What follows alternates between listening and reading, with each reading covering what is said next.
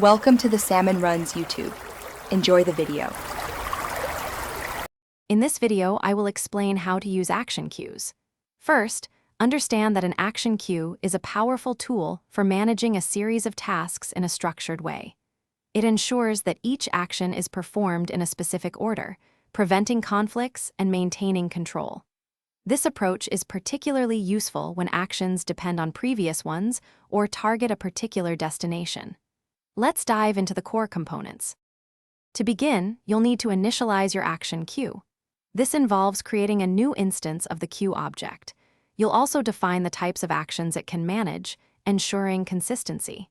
Crucially, establish a default destination or target for these actions. Proper initialization is key to avoiding errors and ensuring your cue operates smoothly from the start. Think of it as setting up your workspace. Once your cue is ready, you can start adding actions. Each action is typically a distinct command or task. You can specify a unique destination for each action, overriding the default if necessary. While actions are generally processed in the order they are added, some systems allow for prioritization. Always keep an eye on the cue size to maintain optimal performance and responsiveness in your application. Finally, it's time to process the actions in your cue.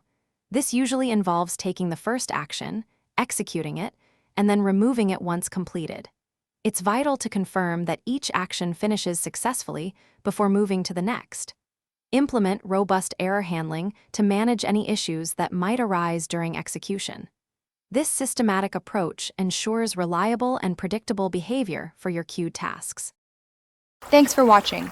Consider subscribing if we helped you.